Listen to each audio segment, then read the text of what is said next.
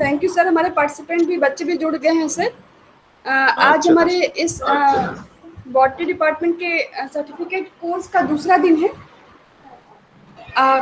इस कोर्स को स्टार्ट करने से पहले अपने सभी स्टूडेंट्स और बच्चों से मैं चाहती हूँ कि वो पहले सर से आशीर्वाद ले लें, प्राचार्य सर से इस कार्यक्रम को सफलतापूर्वक पूरा करने के लिए। और तत्पश्चात हम आज की जो भी टॉक है उसको डिलीवर करेंगे, आपको उसके बारे में बताएंगे। तो पहले ये मंच प्राचार्य जी के लिए। सर आप। जी, ये ये जो स्टूडेंट कोर्स है ये साइटोलॉजी और जेनेटिक्स पे है। हेलो। हाँ सर, हाँ सर, हाँ सर, ये जो टॉपिक है सर इनहेरिटेंस जी पैटर्न पे है सर। Okay okay. तो विभागाध्यक्ष कृष्ण सिंह की, शेफाली जी और अभी तक जुड़ चुके लगभग 15 छात्र छात्राओं का मैं इस कोर्स में हार्दिक स्वागत करता हूँ। साइटोलॉजी और जेनेटिक्स मेरा प्रिय विषय रहा है। जबकि जब ऑफलाइन कक्षाएं प्रारंभ होंगी तो मैं इन बच्चों को पढ़ाऊंगा भी। आप सभी को, सारे छात्र छात्राओं से मैं कहना चाहता हूँ कि ऑनलाइन सर्टिफिकेट कोर्स को बहुत अच्छे ढंग से करें। इसमें आपको सर्टिफिकेट तो मिल रहा है, लेकिन साथ साथ जो स्टडी मटेरियल जो मिलेगा आपको या मिलना शुरू हो चुका है तो बहुत वैल्यूबल है। उसको आप हमेशा संभाल रख सकते हैं। पूरा ध्यान दीजिए कि साइटोलॉजी के बेसिक क्या है और विशेषकर जेनेटिक्स के बेसिक क्या है। जेनेटिक्स की शुरुआत अगर मेंडलिज्म से होती है तो वहां से शुरुआत करते हुए आगे ये विषय कहाँ तक जाता है जिसका कोई एंड नहीं है, बायोटेक्नोलॉजी की कोई सीमा नहीं है। और अगर आपके पास में एक अच्छी बेसिक अंडरस्टैंडिंग साइटोलॉजी की रहेगी तो आपके पास में स्काई इज द लिमिट। आप किसी भी लेवल पे जाके कुछ अच्छा कंट्रीब्यूट कर सकते हैं। बेसिक्स को समझने के लिए इससे अच्छा कोर्स इस समय, जबकि सब कुछ बंद चल रहा है, पढ़ाई भी शुरू नहीं हो पा रही है दुर्भाग्य से, लेकिन जल्दी शुरू हो जाएगी, ऑफलाइन पढ़ाई भी शुरू हो जाएगी। तो उस समय आपको इस कोर्स से बड़ा बेनिफिट रहेगा कि आपके पास में एक बेसिक चीजें होंगी। मैं भी आप लोग से कहना चाहूंगा कि मैडम, रश्मि मैडम से और शेफाली मैडम से, कि बच्चों को जो शुरुआत करें आप तो सेल ऑर्गेनेल्स के बारे में बहुत ही बेसिक चीजें बताएं कि कौन सेल ऑर्गेनेल्स होते हैं, उनमें प्लांट मेम्ब्रेन, ये यूनिट मेम्ब्रेन क्या क्या कॉन्सेप्ट है, उसमें यूनिट मेम्ब्रेन के स्ट्रक्चर में क्या खासियत होती है, उस यूनिट मेम्ब्रेन से कैसे इलेक्ट्रॉन ट्रांसपोर्ट हो सकता है, उसकी क्या चीजें होती है, इसको जरूर बताएं। जेनेटिक्स में मेंडलिज्म पे जरूर फोकस कीजिए और इंटरेक्शन ऑफ जीन्स पे जरूर ध्यान दीजिए। जब भी बच्चा इस कोर्स से बाहर निकले तो उसके पास में उसको जीन्स और एलील्स के बीच का अंतर स्पष्ट होना चाहिए। ये इसको ध्यान दीजिएगा आप लोग कि ये बहुत स्पष्ट होना चाहिए कि जीन क्या होता है, एलील्स क्या होता है, स्यूडो एलील्स क्या होते हैं, ट्रू एलील्स क्या होते हैं, जरूर बताएंगे। और कैसे मेंडल ने बिना जीन्स और बिना एलील्स के या बिना किसी मॉडर्न टेक्नोलॉजी के प्रयोग से मेंडलिज्म कैसे डिस्कवर किया था, इसके बारे में बच्चों को बहुत ही अच्छा समझाने की जरूरत है। अगर मौका मिलेगा तो मैं भी पीपीटी के साथ कभी जुड़ूंगा इस कोर्स में। थोड़ा मुश्किल है, लेकिन कभी मैं कोशिश करूंगा कि मैं भी एक पीपीटी बना के आप लोग के साथ जुड़ूं। मेरे पास शायद बना हुआ रखा हुआ है इंटरेक्शन ऑफ जीन्स पे, तो मैं कभी, अगर आप लोग मौका देंगे मुझे तो मैं भी जुड़ूंगा और मुझे बड़ी खुशी होगी कि मैं इस कोर्स में भी कुछ पढ़ा सकूँ। इन्हीं शब्दों के साथ मैं आप सभी को इस कोर्स इस की कोर्स की अग्रिम बधाई देता हूँ। निश्चित बधाई रूप देता से हूँ। निश्चित रूप से बॉटनी डिपार्टमेंट बॉटनी को डिपार्टमेंट अग्रणी को निभानी पड़ती अगर है निभानी और आप पड़ती लोगों है, ने शुरू किया है और आप और लोगों ने लोग शुरू प्रेरित किया है होंगे, और लोग होंगे, क्योंकि उसमें कोर्सेज चलाने कोर्सेज जरूरी नहीं चलाने है कि डिपार्टमेंट जरूरी खाली नहीं कोर्स कि है। डिपार्टमेंट का ही कोर्स है, को भी कोर्सेज चलाने हैं आवाज तो आ सभी नहीं रही, चलाने हैं आवाज आ नहीं रही। वक्त जो है एडमिशन वक्त जो करेगा है वो 10 नंबर निकल रहेगा वो जाता है। 10 तो निकल जाता अन्य विभाग के लोगों को चाहिए कि इसमें वो अपना, क्योंकि आप नए कोऑर्डिनेटर भी हैं तो आपको इसको भी कोऑर्डिनेट करना होगा। और आपको प्रेरित करना होगा। जो खास कर यंगस्टर्स आए हुए डिपार्टमेंट में, उनको आप जरूर जोड़िए सब चीज़ों से। और मतलब सारी सर्टिफिकेट कोर्स एम नहीं होना चाहिए। एम ये होना चाहिए कि जो भी स्टूडेंट हमारे पास 40, 50, 60, 70 जो भी जुड़ रहे हैं इसमें, उन स्टूडेंट के पास में एक इंस्टिंक्टिव नॉलेज होना चाहिए। उनके इंस्टिंक्ट में सब्जेक्ट बस जाना चाहिए, सब्जेक्ट की फीलिंग डेवलप होनी चाहिए। वो डेफिनेटली वो ऑफलाइन कोर्सेज में ही हो सकती है, क्लासेस में ही हो सकती है, लेकिन तब भी अगर वो स्टडी मटेरियल अच्छे ढंग से प्रिपेयर करें और बाद में उसकी कुछ पीडीएफ या हार्ड कॉपी निकाल के हम लोग डिपार्टमेंट में रखें, तो उन बच्चों को उसकी फोटो या जेरॉक्स कॉपी भी उपलब्ध करा सकते हैं और कराना भी चाहिए। और उनके ऊपर कभी हम लोग समरी लेक्चर टाइप का भी कर सकते हैं, जो कोर्स आपके 6-7 दिन में पूरा होगा। इसके 1-2 समरी लेक्चर्स ऑफलाइन भी कर सकते हैं और उसको कराया जाएगा बाद में। इन्हीं शब्दों के साथ एक बार मैं फिर आप सबको बधाई देता हूँ और धन्यवाद देता हूँ कि मुझे आप लोगों ने इस योग्य समझा कि मैं अभी भी 5 साल के प्रिंसिपल की बात नहीं बता। 5 साल के प्रिंसिपल की बात नहीं बता। तो बहुत बहुत धन्यवाद सर। बहुत बहुत धन्यवाद सर। आपको मौका देना सर हमारे लिए गर्व की बात है, क्योंकि आज भी जब हम कोर्स डिज़ाइन करते हैं तो हमें डर लगा रहता है कि हमारे प्राचार्य जो है इसी सब्जेक्ट के हैं, कहीं हमसे कोई गलती होगी तो तुरंत हम लोग डांट खाएंगे। तो आपसे सर अब बहुत सारी चीज़ें सीखने को घबराइए मत, अगर उससे कुछ फायदा होता और गलत डाटा तो मुझे डांट, ठीक है। नहीं डांट भाषा और शब्दावली डाटा हम सही रखिए, बस इतना ही मेरा अनुरोध है। बाकी असंसदीय शब्दों का प्रयोग न करें बस, ठीक है। ठीक, जय हिंद, जय भारत। मैं अब जा रहा हूँ, जुड़ गया है, अच्छे बच्चे जुड़ रहे हैं, अच्छे आपके ग्रुप में काफी संख्या में बच्चे आ जा रहे हैं।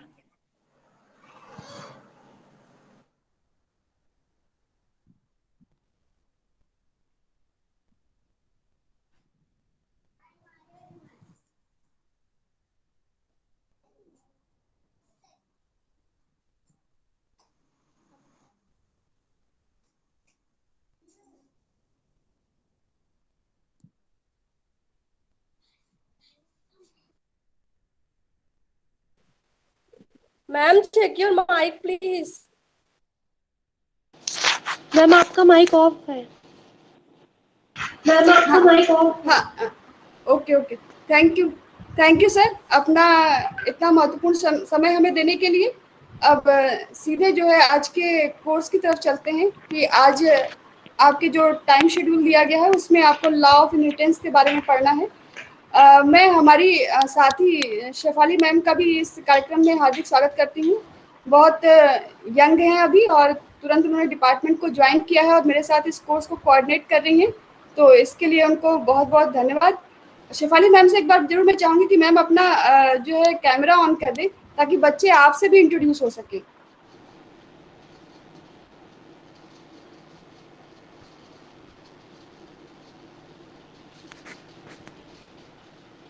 शेफाली मैम आपकी माइक ऑफ है, आप भी ऑन कर लीजिए अभी।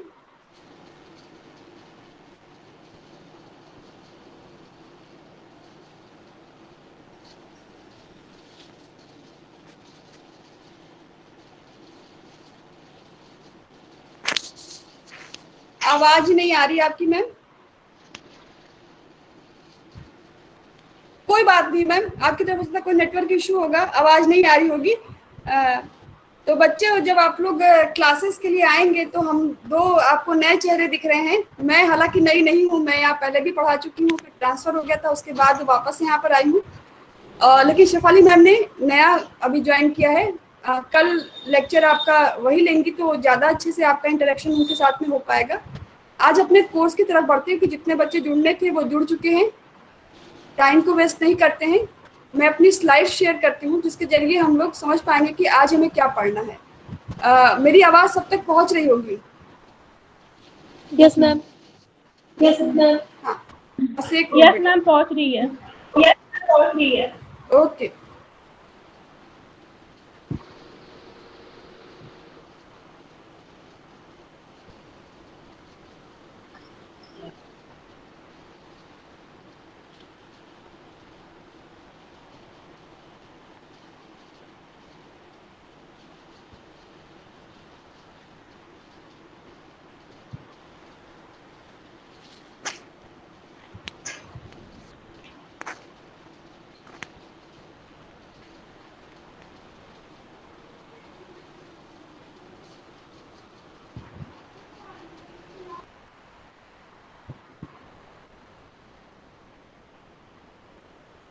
मेरी स्लाइड विजिबल है आपको?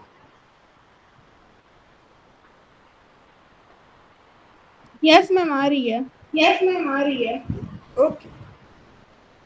तो जैसा कि कल मैंने आपसे Yes, बात ma'am, किया था कि हम लोग को क्रोमेटिन के बारे में मैंने बताया था कि हम जानते हैं कि जो इनहेरिटेंस होता है वो जीन जो ट्रांसफर होते हैं वो हेरिडिटी मटेरियल जीन्स ही होते हैं, जीन क्रोमोसोम के अंदर पैक्ड होते हैं, किस तरह से उनकी पैकिंग होती है, कौन कौन से मॉडल होते हैं, एक बार उन पे मैंने प्रकाश डालने का जो है काम किया था। आज जो है हम अपने मेन टॉपिक पे चलते हैं। आज क्या क्या पढ़ना है आपको पहले ये समझ लेते हैं। जैसे अभी प्राचार्य सर ने आपसे कहा कि ग्रेगर जॉन मेंडल जो हैं उनके इनहेरिटेंस के क्या लॉज थे, उसके बारे में सबसे पहले पढ़ेंगे। डिफरेंशिएट करेंगे कि जीनोटाइप और फिनोटाइप्स जो है उनमें क्या डिफरेंस है, किस तरह से जो जीनोटाइप है आपके पास जो F1 रेशियो आएगा, आप आगे देखेंगे किस तरह से उनकी लेबलिंग की जाती है। कौन प्रेजेंट कर रहा है? सुनील कुमार प्रेजेंट, स्टॉप करिए प्रेजेंटिंग, स्टॉप करिए प्रेजेंटिंग, अदरवाइज मेरी स्लाइड रुक जाएगी।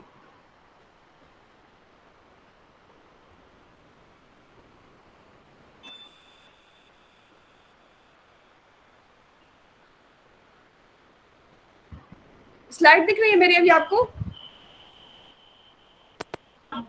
No ma'am. No ma'am. No ma'am. हाँ, एक मिनट रुकिए, फिर से शेयर करती हूँ, यही तो मैं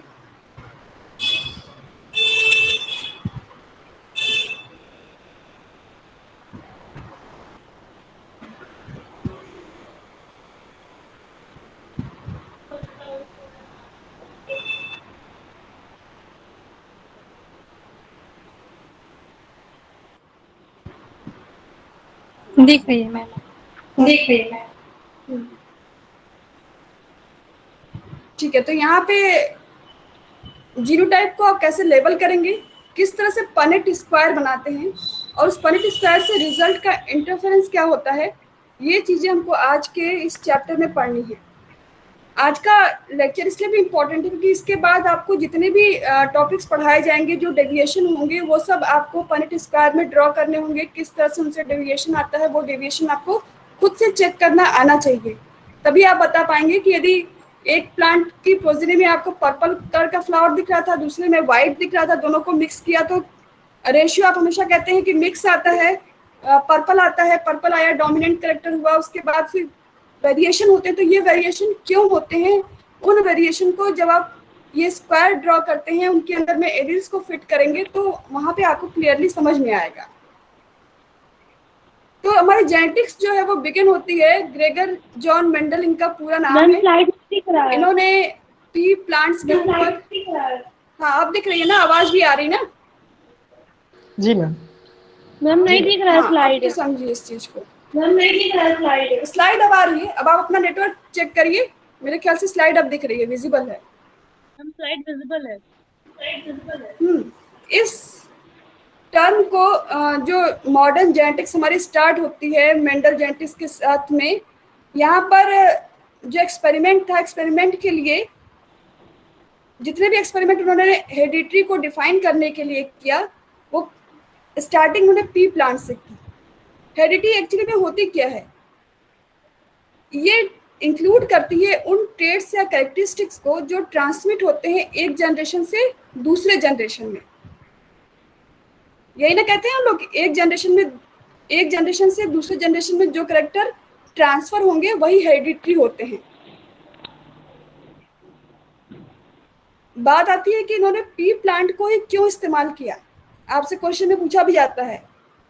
आप जाएंगे जब कोई आप कॉम्पिटिटिव एग्जाम देते हैं तो वहाँ पे भी आते हैं, 4 ऑप्शन दिए होंगे, उसमें से होता है कि कौन से ऑप्शन में पी प्लांट को मोस्ट सुटेबली उन्होंने यूज़ किया था, क्यों यूज़ किया था।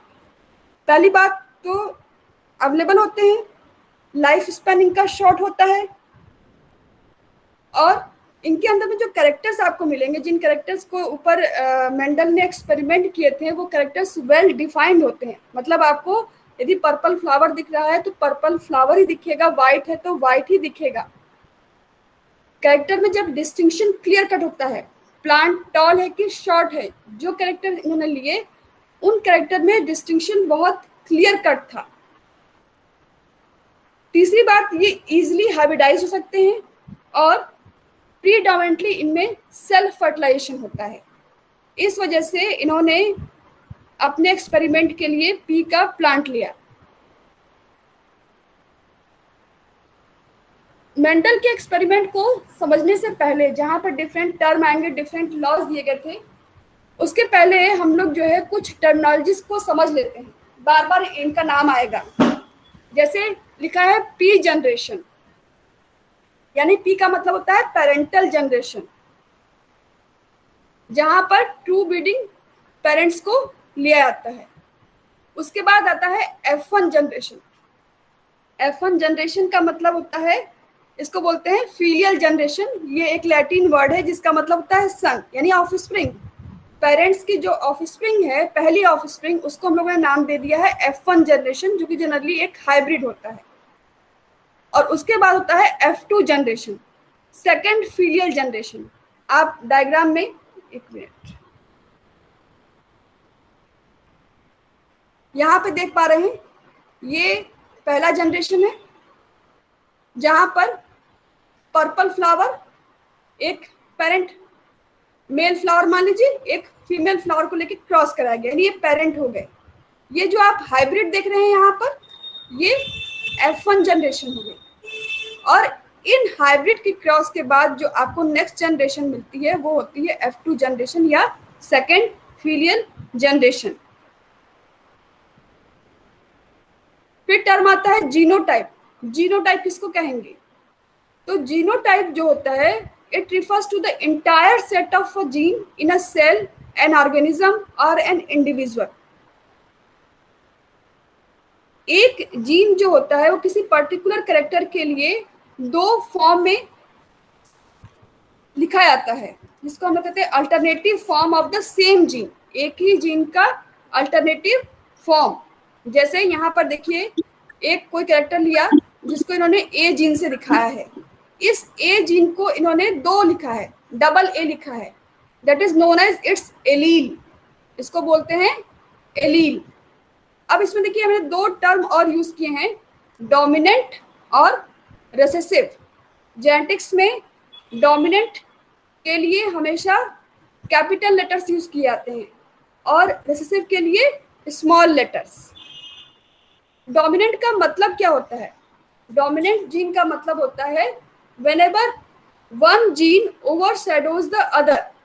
मतलब वो जीन जिसकी जब दो क्रॉस करा रहे हैं, क्रॉस के बाद जो आपको रिजल्ट दिखाई पड़ेगा, जो फिनोटाइप आपको दिखाई पड़ेगा, वो जो जीन होगा जिसे कहाँ से दिखाई पड़ा होगा, वही जीन डोमिनेंट होगा। दूसरा कैरेक्टर जो छिप गया हाइब्रिड में, वो रिसेसिव होगा। ये उस डोमिनेंट जीन के कारण से ओवरशैडो हो जाता है। ओवरशैडो दब जाता है, दिखाई नहीं पड़ता है।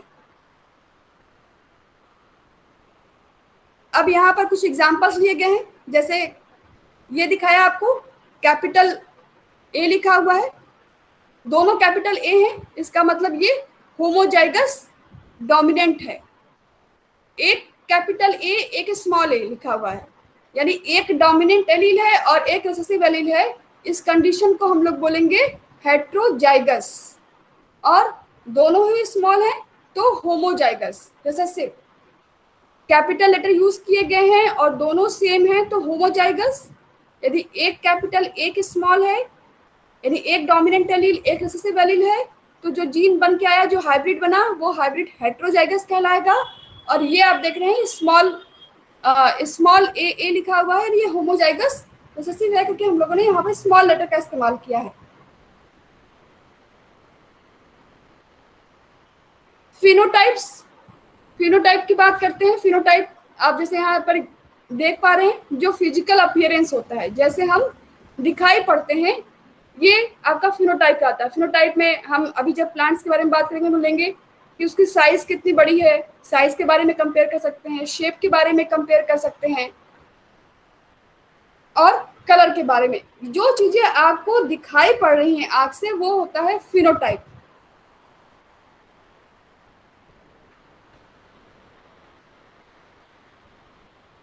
यहाँ पर इस स्लाइड में जो पी प्लांट लिए गए, पी प्लांट जिसको मेंडल ने यूज किया अपने एक्सपेरिमेंट में, उस एक्सपेरिमेंट में जो 7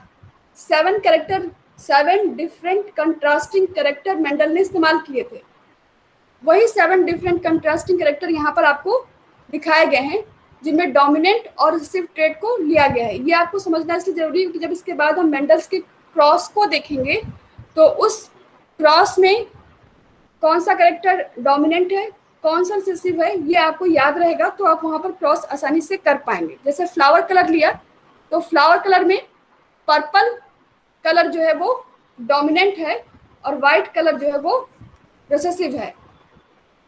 प्लांट की हाइट की बात करें तो plant height tall is the dominant character while short is the recessive character. Seed का colour yellow is the dominant और रिसेसिव जो है वो आपका ग्रीन कलर है। शीड की शेप की बात कर रहे हैं, यदि शीड राउंड है तो वो आपका डोमिनेंट कैरेक्टर है। सीड यदि आपका रिंकल्ड है तो वो रिसेसिव ट्रेट है। और पॉड कलर में, पॉड का कलर ग्रीन, जो मटर की फली होती है ना, यदि ग्रीन है तो डोमिनेंट और येलो है तो रिसेसिव। इनफ्लेटेड यानी पूरी तरह से फुली हुई है तो डोमिनेंट कैरेक्टर है। कॉन्स्ट्रिक्टेड फ्लैट हो गई है तो वो आपका रिसेसिव कैरेक्टर है। अब आते हैं फ्लावर की पोजीशन के ऊपर। यहाँ पर देखिए दो लीफ के एक्साइल के बीच से यदि फ्लावर निकला हुआ है तो इसको बोलते हैं एक्सियल पोजीशन, और यदि जो फ्लावर का टिप है वहां पर निकला है तो इसको हम लोग बोलते हैं टर्मिनल पोजीशन। यदि फ्लावर की पोजीशन एक्सियल है तो वो डोमिनेंट कैरेक्टर है, और यदि टर्मिनल है तो इसको बोलते हैं रिसेसिव कैरेक्टर्स।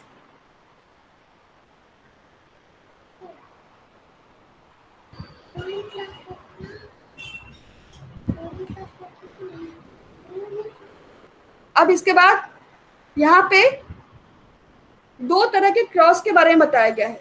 एक क्रॉस है मोनोहाइब्रिड क्रॉस और दूसरा है डाई हाइब्रिड क्रॉस। ये जो एग्जांपल आप देख पा रहे हैं ये मोनोहाइब्रिड क्रॉस का है, जहां पर एक बार में सिर्फ एक कैरेक्टर लिया गया है, यानी हमने सिर्फ एक कैरेक्टर कंसीडर किया है। प्लांट की हाइट ली है, प्लांट टॉल है कि ड्वार्फ है। जब दो प्लांट के बीच में क्रॉस कराएंगे और वो क्रॉस सिर्फ एक कैरेक्टर को लेगा तो उसे हम लोग कहेंगे मोनोहाइब्रिड।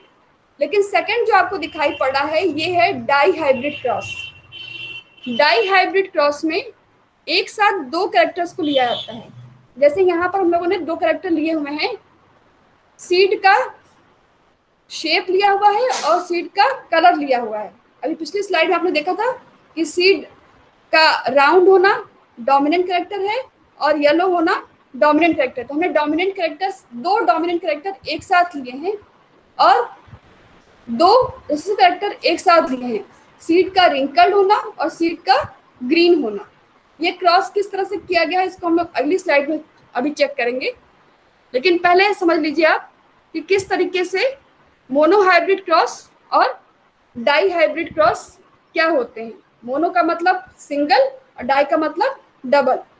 एग्जाम्स में क्वेश्चन पूछे जाएंगे जब आपसे डिफ्रेंशिएट करने के लिए, तो आप सिर्फ डायग्राम सिर्फ लिख करके नहीं खाली हो जाएंगे, आप उसको ऐसे डायग्राम के जरिए दिखाएंगे कि किस तरीके से मोनोहाइब्रिड और डाई हाइब्रिड क्रॉस अलग अलग होते हैं। इसी क्रॉस में एक चीज और रह गई थी आपको बताना, बैक क्रॉस और टेस्ट क्रॉस के बारे में बताना था। एक स्लाइड में पहले जाऊंगी।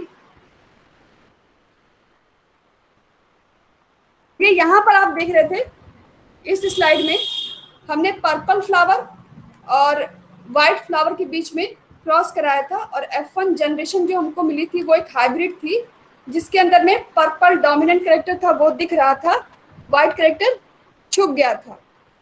यदि इसके बीच में ये जो हाइब्रिड मिला इसका क्रॉस हम कराते हैं किसी भी एक पेरेंट के साथ, चाहे डोमिनेंट और चाहे रिसेसिव के साथ, तो इसको हम लोग कहेंगे बैक क्रॉस। बैक गया ना, इसका मतलब हमने इसका क्रॉस इसी के साथ नहीं कराया, किससे कराया है, इसके पेरेंट के साथ। पेरेंट डोमिनेंट भी हो सकता है, पेरेंट रिसेसिव भी हो सकता है। उस केस में इसको हम लोग कहेंगे बैक क्रॉस। और एक नाम और आता है test cross. Test cross actually में बैक क्रॉस का ही पार्ट है। जब आप इस हाइब्रिड का क्रॉस सिर्फ रेसेसिव के साथ कराएंगे तो उसको हम लोग कहते हैं टेस्ट क्रॉस। यहाँ पर टेस्ट क्रॉस इसलिए किया आता है ताकि हम कंफर्म कर सके कि जो F1 इंडिविजुअल मिला है वो होमोजाइगस है कि हेट्रोजाइगस है। जो रेशियो आएगा वो रेशियो कंफर्म करेगा कि वो होमोजाइगस है कि हेट्रोजाइगस है। अब आगे चलते हैं। इस तरह का आपको क्रॉस बन के आएगा। एक मिनट जैसे रुक जाइएगा।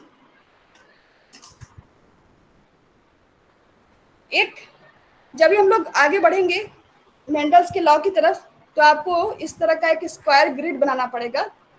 इस स्क्वायर ग्रिड के जरिए हम कैलकुलेट करते हैं फ्रीक्वेंसीज को, डिफरेंट जीनोटाइप को, डिफरेंट फिनोटाइप को। इसी का नाम है पनेट स्क्वायर। पनेट स्क्वायर में जनरली जो होते हैं ऊपर की तरफ हम लोग मेल को रखते हैं, मेल गैमेट्स को, और इधर की तरफ रखते हैं नीचे की तरफ फीमेल गैमेट्स को। कैसे दिखना है अभी आगे हम सीखेंगे इसको। अब आते हैं यहाँ पर पहले लॉ की तरफ। मेंडल का पहला लॉ जिसको मेंडल्स लॉ ऑफ हेरिडिटी के नाम से जानते हैं। 3 लॉ है यहाँ पर। Law of dominance and recessive, law of dominance के नाम से जानते हैं इसको। दूसरा है लॉ ऑफ सेग्रीगेशन और तीसरा है लॉ ऑफ इंडिपेंडेंट असॉर्टमेंट। ये आप इंटरमीडिएट में भी पढ़ के आ चुके हैं आप लोग पहले भी। लॉ ऑफ डोमिनेंस पिक्चर में आपको दिखाई पड़ा है ना कि ये जो बड़ा वाला है इसने छोटे वाले को दबा दिया। हमेशा ये होता है ना, पावरफुल कमजोर को दबा के चल देता है। वही चीज यहाँ पे भी है। वन एलील मास्ट अनदर। मास्ट का मतलब होता है रोकना। एक एलील दूसरे को रोक दे। या one allele was dominant over the other in F1 generation. सिर्फ F1 जनरेशन की बात हो रही है ना। पहले जनरेशन में जो डोमिनेंट एलील होता है वो रिसेसिव एलील को अपना कैरेक्टर शो नहीं करने देता है। Offspring that are hybrid for a trait will have only the dominant trait in the phenotype। यहाँ पे देखिए करा के दिखाया गया है किस तरीके से। एक पेरेंट लिया इन्होंने, पर्पल फ्लावर के लिए इन्होंने R character, R capital R इस्तेमाल किया है इसके एलील को दिखाने के लिए, और यहाँ पर स्मॉल आर यूज किए गए हैं। उसके बाद है आप देखिए क्रॉस के बाद आपको एक हाइब्रिड मिल रहा है जिसमें एलील तो दोनों के हैं, डोमिनेंट के भी हैं और रिसेसिव के भी हैं, लेकिन डोमिनेंट वाला ही अपना कैरेक्टर शो कर पा रहा है, रिसेसिव वाला अपना कैरेक्टर नहीं शो कर रहा है। इस का इंपॉर्टेंस क्या है? इस लॉ ऑफ डोमिनेंस का इंपॉर्टेंस क्या है? कभी कभी ऐसा होता है कि कुछ डिजीज होती हैं जो कि रिसेसिव जीन्स के जरिए कैरी की जाती हैं। तो ऐसे जीन्स, रिसेसिव जीन्स जो होते हैं, इनको जो डोमिनेंट जीन होता है, जो अच्छा वाला जीन होगा, वो इनको अपनी हार्मफुल एक्टिविटी शो नहीं करने देता है। अभी आप जूलॉजी में पढ़ेंगे, कुछ कैरेक्टर्स पढ़ेंगे जहाँ पर हीमोफीलिया का केस आता है, डायबिटीज का केस आता है। आप देखा है डायबिटीज, जो पेरेंट डायबिटिक होते हैं उनके किसी न किसी ऑफस्प्रिंग में डायबिटिक का केस मिलता है। ये सारे रिसेसिव कैरेक्टर्स होते हैं। क्यों नहीं बाकी सब में सारे के सारे बच्चे, सारे ऑफस्प्रिंग डायबिटिक होंगे, ऐसा नहीं होता है। किसी एक में कैरेक्टर जाता है जहाँ पर रिसेसिव एलील अपने आप को एक्सप्रेस करने के लायक होता है। इसी में आप एक बार अभी आगे जब हम लोग पढ़ेंगे, डेविएशन पढ़ेंगे, तो लीथल जीन्स के बारे में पढ़ेंगे कि कभी कभी डायबिटिक पेशेंट तो सर्वाइव करते हैं, लेकिन लीथल जीन, कुछ रिसेसिव कैरेक्टर ऐसे होते हैं जो लीथल होते हैं। यदि ये एक्सप्रेस होने के फॉर्म में आ गए तो उस पर्सन की डेथ हो जाएगी, या उस फ्लावर का यदि कोई कैरेक्टर है उसके लीथल है वो, तो वो फ्लावर की डेथ हो जाएगी। उन जीन्स को हम लोग कहते हैं लीथल जीन्स।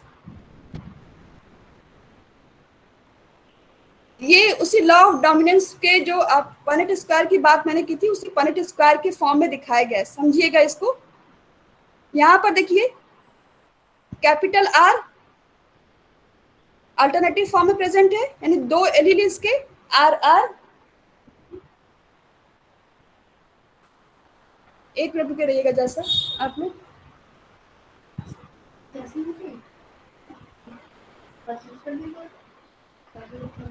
इसके बाद दूसरा कैरेक्टर जो लिया गया रिसेसिव है वो स्मॉल आर।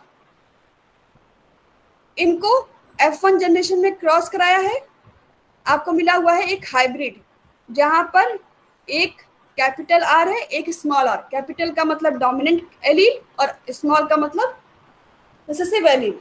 अब देखिए यहाँ पर ऊपर की तरफ मैंने कहा था जनरली आता है, ऐसा कोई नियम नहीं है। जनरली ये पनेट स्क्वायर में जब डोनेट करते हैं, डिनोट करते हैं हम लोग, तो वहां पर ऊपर की तरफ मेल गैमीट, ये जो आप देख रहे हैं एरो बनाया गया है गैमीट को दिखा रहा है मेल, और ये प्लस वाला फीमेल।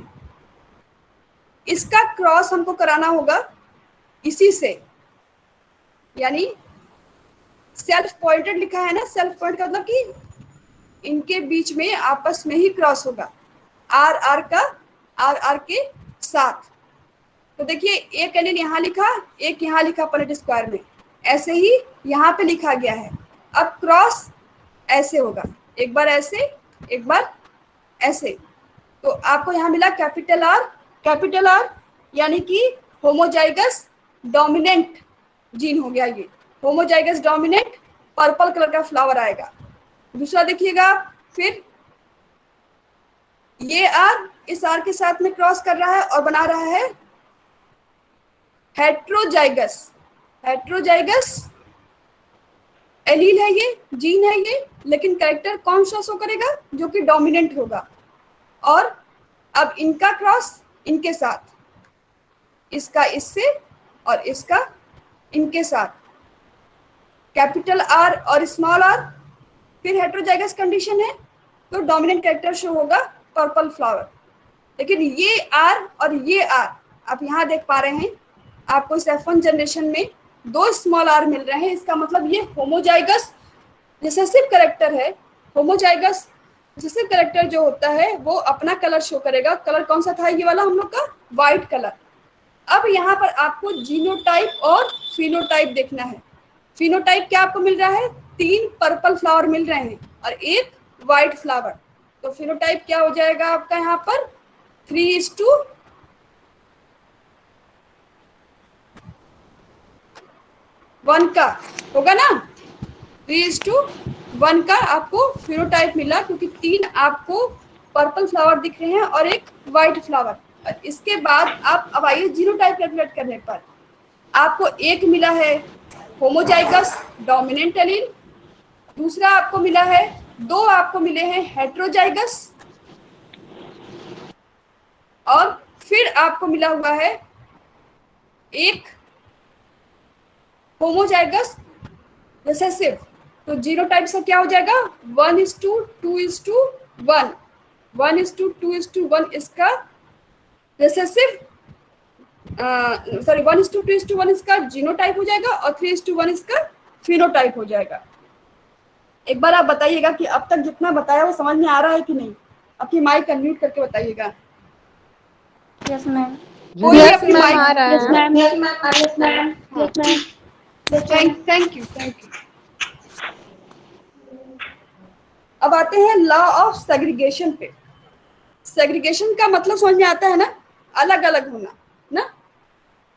अभी इसके पहले की स्लाइड में हम लोगों ने देखा था ना कि कैरेक्टर्स क्या हो गए थे, हाइब्रिड कंडीशन में आकर के एक साथ हो गए थे। लेकिन इनके पास में टेंडेंसी होती है कि जैसे मौका मिलेगा ये अपने आप को एक दूसरे से अलग भी करेंगे। क्या लिखा है, when gametes are formed the pairs of hereditary factors और genes become separated so that each sex cell receive only one kind of gene. Allele for a trait are then recombined at a fertilization, producing the genotype for the traits of the offspring. अभी वहां पे आपने purple flower देखा था और white flower की बात की थी। एक और कैरेक्टर मोनोहाइब्रिड क्रॉस में ही चल रहे हैं अभी हम लोग। क्योंकि एक कैरेक्टर को एक ही टाइम पे लिया जा रहा है।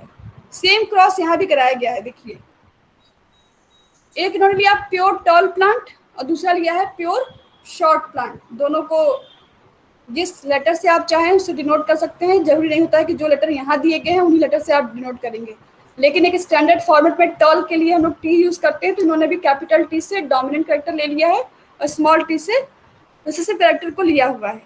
F1 जनरेशन जैसे अभी आप लोगों ने क्रॉस कराया था इसके पहले वाली स्लाइड में, इस तरीके से ऐसे ही आप क्रॉस कर सकते हैं इनके बीच में। एक आपको इनके बीच में क्रॉस करने से आपको अपनी माइक ऑफ करिए जिसकी माइक ऑन है। ये आपको हाइब्रिड मिलेगा और इस हाइब्रिड का क्रॉस कराएंगे तो आपको ये देखिए, ये इनको यही हाइब्रिड मिले हुए हैं और F1 जनरेशन में। और इनकी जब सेल्फिंग की है इन्होंने तो जो आपका रेशियो 3:1 का आया था वही रेशियो यहाँ पे भी। किसकी माइक ऑन है? माइक बंद कर लीजिए अपनी।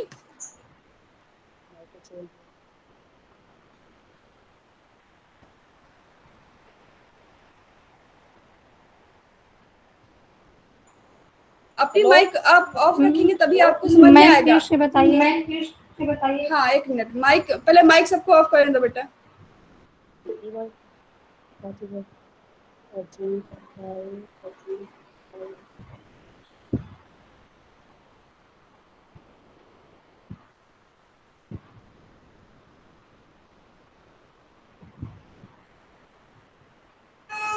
यहाँ बात कर रहे थे हम लोग लॉ ऑफ सेग्रीगेशन की बात कर रहे हैं ना। लॉ ऑफ सेग्रीगेशन का मतलब होता है कि आपने जो है जो जीन कंबाइंड हो रहे हैं, हाइब्रिड फॉर्म में आ रहे हैं, उनको जैसे ही मौका मिलता है वो अपने आप को अलग अलग करके एक्सप्रेस करने की कोशिश करते हैं। यही चीज लिखा है व्हेन गैमीट्स आर फॉर्म। यहाँ पे अभी आप इसके पहले वाली स्लाइड में देख रहे थे,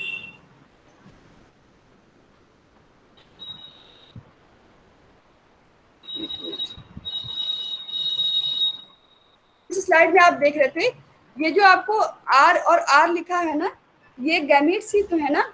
ये गैमीट्स हैं जो कि सेग्रीगेट हो रहे हैं, अलग अलग हो रहे हैं।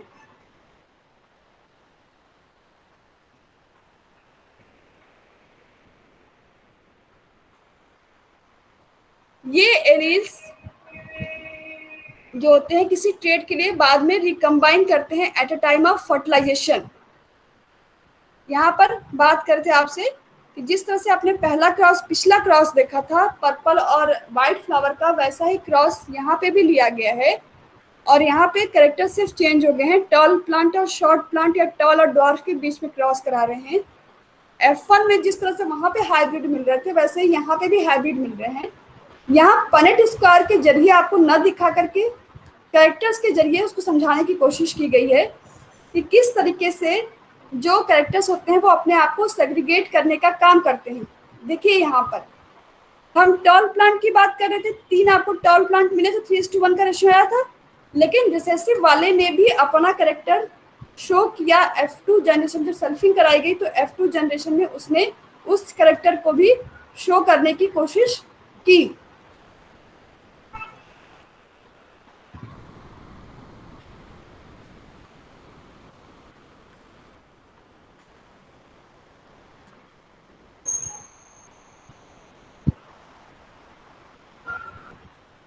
इस तरह से पनेट स्क्वायर बना के आप चेक कर लेंगे खुद से कि जो रेशियो यहाँ दिखाया जा रहा है वो रेशियो सही है कि नहीं। ये स्लाइड जो होगी आपको हम ये जो आज आपका क्लास चल रहा है ये PPT आपको आपके ग्रुप में मैं शेयर कर दूंगी, वहाँ से आप इस चीज़ को चेक कर लेंगे कि जो कैरेक्टर्स हैं वो सेग्रीगेट होने का काम कर रहे हैं। जब हम लोग F1 जनरेशन में आए तो हमको हाइब्रिड फीचर मिल गया, वहाँ पे कोई रिसेसिव प्लांट आपको नहीं मिला, लेकिन F2 जनरेशन पे आने पर जो डोमिनेंट कैरेक्टर थे वो भी आपको मिल रहे हैं और रिसेसिव वाला भी मिल रहा है। हालांकि संख्या उनकी कम है लेकिन वो आपको मिल रहे हैं। चलिए अब आते हैं लॉ ऑफ इंडिपेंडेंट असार्टमेंट पर। यहाँ लिखा हुआ है कि members of one gene pair segregate independently. अभी आपने सेग्रीगेशन कैसे होता है ये लॉ ऑफ सेग्रीगेशन में देख लिया। From other gene pairs during gamete formation, लेकिन उसके बाद the inheritance of more than one pair of characters, यानी कि डाईहाइब्रिड क्रॉस जब कराते हैं तो ये जो गैमीट होते हैं ये इंडिपेंडेंटली असॉर्ट करते हैं, एक दूसरे से मिलते हैं। असॉर्टमेंट का मतलब होता है मिलना, ठीक है। अब आपको इस डाईहाइब्रिड क्रॉस को पहले समझना होगा, इस डाईहाइब्रिड क्रॉस में क्या हो रहा है। अभी हम लोगों ने एक कैरेक्टर लेके किया था मोनोहाइब्रिड क्रॉस का, अब यहाँ पे जो हम कर रहे हैं वो है डाईहाइब्रिड क्रॉस का, जहां पर लिया गया है दो फीचर। हम लोगों ने, आप स्ट्रक्चर देख के समझ में आ रहा होगा कि बात यहाँ पे की जा रही है, डोमिनेंस की बात की जा रही है ना। डोमिनेंट कैरेक्टर, सीड का शेप लिया गया है और सीड का कलर लिया गया है, इसीलिए सीड का कलर जो था आपको येलो कलर डोमिनेंट था तो उसको कैपिटल वाई से दिखाया, और सीड का जो शेप था वो राउंड शेप डोमिनेंट था, इसीलिए यहाँ पर इस पिक्चर को ऐसे दिखाया गया। आप भी जब एग्जाम में ड्रॉ करते हैं ना तो इनका ध्यान रखा करिए कि आप किस तरीके से डायग्राम को ड्रॉ कर रहे हैं। मेरी स्लाइड दिख रही है अगली वाली कि नहीं दिख रही है आपको? दिख रही है। यस मैम दिख रही है। यस मैम दिख रही है। ठीक, हाँ तो यहाँ पे देखिए, आप, मैं कहती जब डायग्राम आप भी ड्रॉ करते हैं तो हमेशा ये ध्यान रखेंगे कि डायग्राम ड्रॉ करते वक्त आपको कलर पेन का इस्तेमाल करना अलाउड है, कलर पेन का आप इस्तेमाल करिए, लेकिन ये जैसे यहाँ बीच में लिखा हुआ है ना YYRR, इसके लिए आप या तो पेंसिल का इस्तेमाल करेंगे या ब्लैक पेन का, इसके अलावा और कुछ नहीं इस्तेमाल करेंगे। तो यहाँ पे अब देखते हैं कि हमने दो कैरेक्टर एक साथ लिए, सीड का शेप और सीड का कलर। एक सीड हमारा कैसा है जो येलो कलर का है और राउंड है, और दूसरा सीड हमारा कैसा है जो कि ग्रीन कलर का है और कैसा है, रिंकल्ड है, सिकुड़ा हुआ है। जब इनके बीच में आप क्रॉस कराएंगे तो आपको एक हाइब्रिड मिलेगा।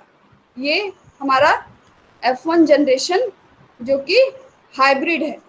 इसका फिनोटाइप कैसा होगा, जो डोमिनेंट कैरेक्टर होंगे वही शो होगा, यानी आपको सीट कैसे दिखाई पड़ेगी, येलो और राउंड दिखाई पड़ेगी। लेकिन ये हाइब्रिड है, यानी जब हम लोग इसकी सेल्फिंग कराएंगे, सेल्फिंग का मतलब इनका क्रॉस इन्हीं के साथ कराएंगे आप, तो आपको जो है क्या मिलेगा, जितने भी गैमीट हैं वो अलग अलग हो जाएंगे। ये देखिए यहाँ पर ये गैमीट पनेट स्क्वायर में अलग हो गए, कैपिटल वाई कैपिटल आर, यानी कि yellow seed, yellow colour, round shape. अब देखिए यहाँ पर क्या आपको दिख रहा है, स्मॉल वाई का मतलब ग्रीन कलर और शेप लेकिन राउंड, रिंकल। नहीं, यहाँ पे कैपिटल आर है ना बेटा, इसमें कैपिटल आर का मतलब होगा आपका जो है राउंड शेप। जब भी स्मॉल आर आएगा तब रिंकल्ड होगा, जैसे इस वाले केस में है। यहाँ पे सीड जो होगी वो रिंकल्ड होगी लेकिन कलर उसका येलो होगा, और ये सीड आपकी जो होगी रिंकल्ड भी होगी और ग्रीन भी होगी। गैमीट, ये जो गैमीट, 4 तरह के गैमीट आपको मिले, 4 तरह के गैमीट आपको मिले। इस गैमीट को बनाने में कभी गड़बड़ाइएगा नहीं। यदि कोई और भी दो कैरेक्टर साथ में ले रहे हैं तो हमेशा ऐसे बनाइएगा। एक आप बनाइए, कैपिटल वाई लिख लीजिए, जो भी कैरेक्टर आपका डोमिनेंट है उनको लिख लीजिए आप एक तरफ, ऐसे इनको लिख लिया, इनके बाद की जगह खाली छोड़ दीजिए इस तरह से। और दूसरा जो आपका स्मॉल आर और स्मॉल वाई मिला हुआ है, इनके बीच, इनके बाद की जगह खाली छोड़ दीजिए। अब इनके साथ में आप क्या करिए, y के साथ में स्मॉल वाई लगा, स्मॉल कैरेक्टर लगाइए, y के साथ में आप स्मॉल कैरेक्टर लगाएंगे और r के साथ में आप क्या लगाएंगे, आप भी कुछ बताइए। ये जो यहाँ पे जो आपको दिख रहा है ना, इसका ये कॉम्बिनेशन बनाया गया, हाँ यहाँ पे कॉम्बिनेशन बनाया गया है। ये देख रहे हैं 4 कॉम्बिनेशन बने हुए हैं, यही कॉम्बिनेशन में आपको बस इसी को पलट के लिखना है। y के साथ में स्मॉल r लिखिए, r के साथ में स्मॉल y लिखिए, आपको ये जो चीज बनी हुई है वही चीज आपको यहाँ पे मिल जाएगी। अब देखिए यहाँ पे इनको क्रॉस कराया गया है, जो जितने गैमीट आपने यहाँ लिखे हैं वही गैमीट आप इस तरफ भी लिखेंगे, ठीक है। अब इनको क्रॉस कराइए जैसे हम लोगों ने मोनोहाइब्रिड कराया था। कैपिटल वाई स्मॉल आर, यानी पूरी तरह से ये होमोजाइगस कंडीशन है किसके लिए? डोमिनेंट कैरेक्टर के लिए। ठीक, फिर यहाँ आइए, यहाँ पे आएंगे तो आपको इस तरह से आप पूरा क्रॉस खुद बना के देख लीजिए। आप क्रॉस कराएंगे कॉपी पे तो आपको मिल जाएगा, जिस तरह से हम लोगों ने पहले क्रॉस किया था, इसका क्रॉस इसके साथ, इसी का क्रॉस इसके साथ, और फिर इसका क्रॉस इसके साथ। जब आपको पूरा क्रॉस इस तरह से बन के मिल जाएगा, तब आप अब उसमें काउंटिंग स्टार्ट करिए उनके फिनोटाइप का। ये कैरेक्टर जो आपको दिख रहा है, इसका फिनोटाइप क्या दिखेगा आपको? येलो कलर और राउंड शेप। यहाँ पे एक स्मॉल वाई है, लेकिन सब उसका डोमिनेंट एलील प्रेजेंट है। डोमिनेंट एलील प्रेजेंट है, इसका मतलब ये भी आपका येलो कलर ही होगा, और चूंकि शेप के लिए तो ये होमोजाइगस है तो राउंड शेप ही होगा। यहाँ पर ये कलर के लिए तो होमोजाइगस है, यानी येलो कलर होगा, लेकिन शेप के लिए हेट्रोजाइगस है। लेकिन चूंकि डोमिनेंट एलील प्रेजेंट है, इसलिए इसका शेप भी राउंड होगा। अगले वाले में ये पूरी तरह से हेट्रोजाइगस कंडीशन है। हेट्रोजाइगस कंडीशन आपको पता है कि डोमिनेंट कैरेक्टर ही शो होंगे, यानी ये येलो और राउंड ही होगा। यहाँ पे भी आपको येलो और राउंड मिलेगा। हाँ, इस वाले में देखिए, इसमें जो कलर के लिए जीन है, कलर के लिए जो जीन रिस्पॉन्सिबल है वाई, वो रिसेसिव फॉर्म में अवेलेबल है, यानी कि स्मॉल वाई के फॉर्म में। तो ये रिसेसिव कैरेक्टर कौन सा था? Green colour. तो ये ग्रीन और राउंड। अब सीड कैसा होगा? ग्रीन होगा और राउंड होगा। यहाँ पे आते हैं, यहाँ पे फिर आपको हेट्रोजाइगस कंडीशन प्रेजेंट है, तो हेट्रो स्लाइड नहीं दिख रही क्या अब आपको? दिख रही है, दिख रहे दिख रही है मैम। दिख रहे हाँ, ठीक। तो ये हेट्रोजाइगस कंडीशन है। हेट्रोजाइगस कंडीशन का मतलब कि यहाँ पे आपको राउंड और येलो सीड ही मिलेगा। फिर यहाँ अगले में आइए, ये होमोजाइगस हो गया किसके लिए? रिसेसिव के लिए, कलर के लिए। तो होमोजाइगस हो गया कलर के लिए, तो रिसेसिव, तो इसका मतलब ये ग्रीन कलर हो जाएगा। फिर आपको 1 2 3 4, ये चारों में देखिए सब में डोमिनेंट कैरेक्टर प्रेजेंट है, कलर के लिए भी और शेप के लिए भी। तो ये चारों के चारों जो होंगे वो नहीं, यहाँ पर ये दोनों जो होंगे, ये सॉरी, ये जो दोनों आपको दिख रहे हैं, ये दोनों तो आपको येलो और राउंड ही मिलेंगे। लेकिन यहाँ पर, यहाँ देखना है आपको, यहाँ पर आपको कैपिटल वाई यानी कलर के लिए तो आपको येलो कलर मिल रहा है, लेकिन शेप देखिए स्मॉल आर आ गया, यानी रिंकल शेप हो गया, यानी येलो और रिंकल शीट आपको मिलेगी। वही चीज यहाँ पे भी होगी, येलो और रिंकल शीट मिलेगी। यहाँ पर आपको राउंड और येलो, क्योंकि दोनों डोमिनेंट एलील प्रेजेंट है। यहाँ पर आपको ग्रीन और राउंड, यहाँ पे येलो और रिंकल्ड, और ये आपका पूरी तरह से जो आपका एक ये पेरेंट लेके चले थे आप, ये वाला आपको ग्रीन और रिंकल्ड मिल जाएगा। जब आप ये पनेट स्क्वायर बना लेंगे, तो इस पनेट स्क्वायर में आपको पूरे के पूरे जो है जब आप इनका फिनोटाइप काउंट कर लेंगे, तो फिनोटाइप काउंट करके लिखेंगे तो आप देखेंगे कि राउंड शेप और येलो कलर के आपको 9 सीड मिलेंगे। 3 आपको ऐसे मिलेंगे जो कि ग्रीन कलर के होंगे, लेकिन उनका शेप जो होगा वो राउंड होगा। 3 ऐसे मिलेंगे जिनका कलर येलो होगा, लेकिन वो रिंकल्ड होंगे। और एक ऐसा मिलेगा जो कि आपका कैसा होगा? ग्रीन और रिंकल्ड। 9:3:3:1 का रेशियो मिलेगा। डाई हाइब्रिड क्रॉस में F2 जनरेशन में 9:3:3:1 का रेशियो मिलता है। फिनोटिपिक रेशियो है ये याद रखिए, जीनोटिपिक नहीं है। कौन सा रेशियो है? फिनोटिपिक रेशियो है। हाँ, अब जब आप अगली क्लास में आएंगे हमारे साथ, तो हम लोग इसके आगे, ये तो तीनों लॉ हो गए मेंडल के। अब आप से पूछा जाएगा मेंडल्स के लॉ, तो जो लोग आज क्लास में प्रेजेंट है वो लिख पाएंगे ना इसको? Yes yes ma'am. Ma'am. Yes ma'am. तीनों लॉ कौन से हैं और मैम। किस तरह से आपको रिप्रेजेंट करना है, ये ध्यान रखिएगा। अब आप इंटरमीडिएट में नहीं है कि आप कुछ भी बना के चले आएंगे ना। अब आपको ध्यान देना है कि आप क्या एक्सप्रेस करने जा रहे हैं, उन्हीं के बेसिस पे आपको मार्क्स मिलता है। ये लिखा हुआ नहीं पढ़ने जाएगा कोई, लिखा हुआ इधर क्या है। वो जो भी कॉपी चेक करने वाला होता है वो आपका ये क्रॉस देखता है कि आपने ये क्या बनाया हुआ है, ये सही बना है कि नहीं बना है। इस डायग्राम को देखिए, इस डायग्राम ने कितने अच्छे से एक्सप्लेन कर दिया है। यहाँ पे कुछ भी ना लिखा है, यहाँ पे इस क्रॉस के बारे में कुछ भी नहीं लिखा है, लेकिन इस क्रॉस को देख करके हम अच्छी तरह समझ पा रहे हैं कि कौन से सीड रिंकल्ड होंगे, कौन से सीड ग्रीन होंगे। तो आप भी कोशिश करेंगे जब भी आप क्रॉस बनाएं, आप इसी तरह के तरीके से कैरेक्टर्स का चुनाव करें, कलर का चुनाव करें कि वो चीजें अपने आप डिफ्रेंशिएट होती दिखती रहें। मैम इसके बाद लास्ट में हाँ हाँ बोलो बेटा। मैम इसका जीनोटाइप क्या होगा? जीनोटाइप बेटा, अब आपको जीनोटाइप यहाँ जीन सारे लिखे हुए हैं ना, इस तरह से कैपिटल वाई आर आर। अब आप इसमें देख लीजिए ऐसे वाले आपको कितने मिले हैं, इस तरीके वाला कितना मिला आपको, जितना मिला उसके आगे नंबर लिख लीजिए। एक मिला तो एक लिख लीजिए। जैसे ये वाला फीचर जो आपको था capital Y capital R R का कितना मिला, एक ये भी दिखाई पड़ रहा है हमको, तो एक लिखिए। तो यही तो है ना इंडिपेंडेंट असॉर्टमेंट, कि एक दूसरे से अलग अलग होकर वो असॉर्ट कर रहे हैं। ठीक है, जीनोटाइप लिखना होगा तो जीनोटाइप में आप अपने ये जितने भी आपको मिल गया ना ये सारे ऑफस्प्रिंग, इनको लिख डालिए।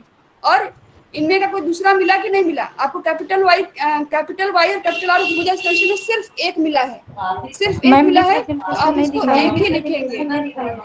अब स्क्रीन नहीं दिखाई पड़ी? हाँ, कोई और प्रेजेंट करने लगा ना, ये कौन है? मुन्ना भाई कौन है भाई? प्रेजेंट कर रहा है। मुन्ना भाई, हाँ मुन्ना भाई कौन है? प्रेजेंट बंद कर दीजिए तब हम प्रेजेंट करेंगे, समझ में आएगा। एक मिनट, अब मुझे फिर से प्रेजेंट करना होगा। मैम एक बार आप टेस्ट क्रॉस फिर से बता दें। हाँ एक मिनट बेटा, एक मिनट में फिर से प्रेजेंट करूँ तो बता रही हूँ।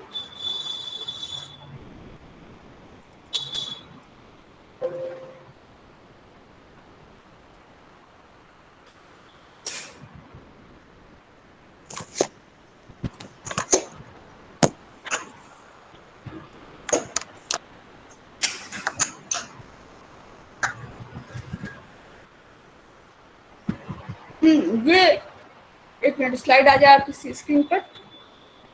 आ गई? Yes ma'am. अच्छा ये हाँ, ये असॉर्टमेंट तो तीनों लॉ समझ में आ गए। क्या पूछा? टेस्ट क्रॉस के बारे में पूछा था ना? Yes ma'am. Test Yes, cross के ma'am. बारे में पूछा था। हाँ, ये बता रहे थे बेटा आपको कि जो क्रॉस यहाँ पे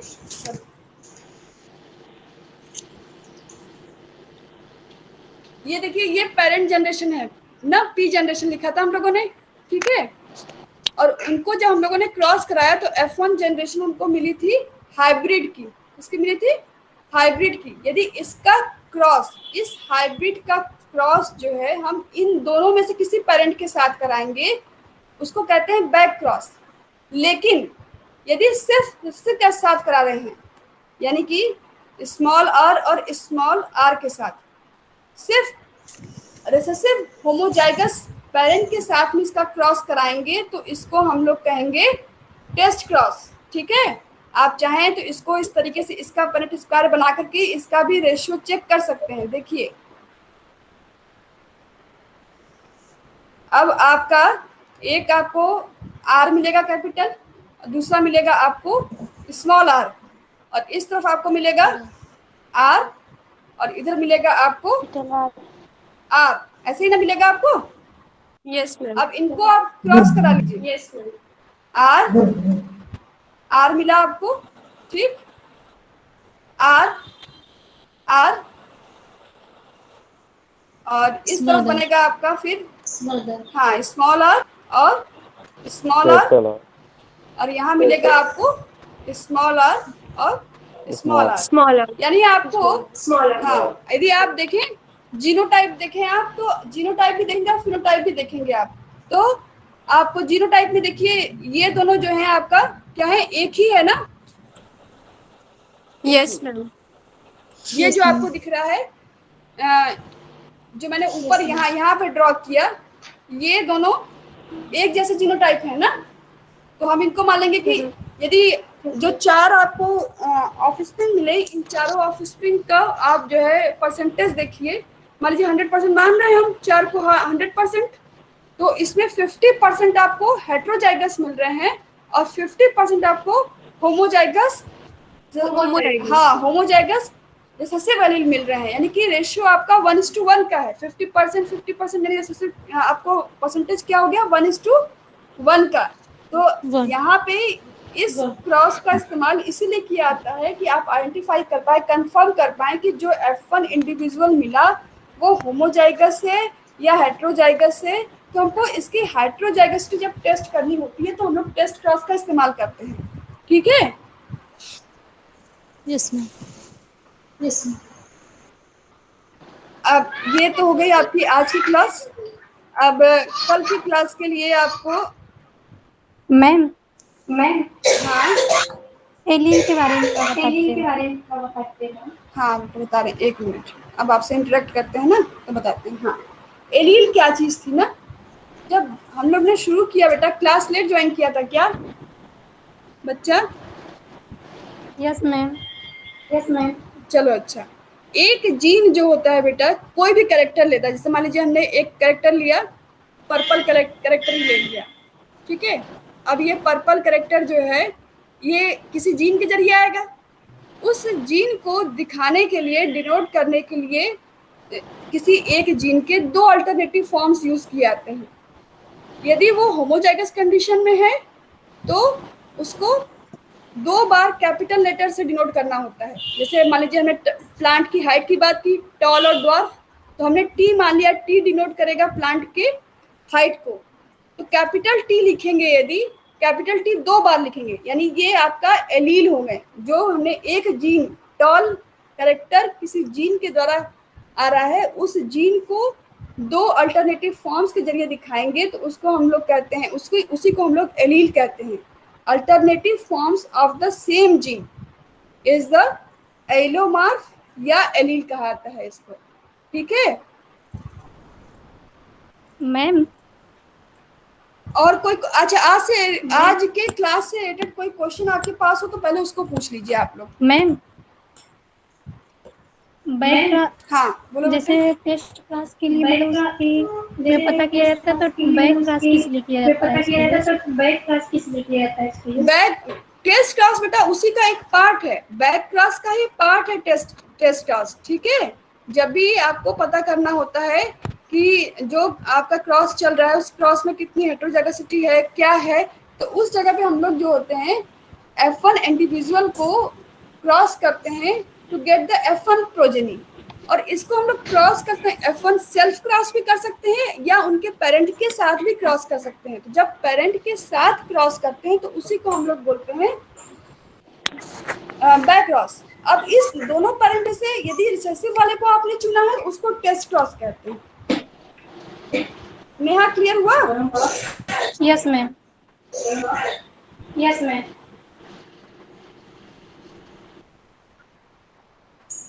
और किसी का कोई क्वेश्चन?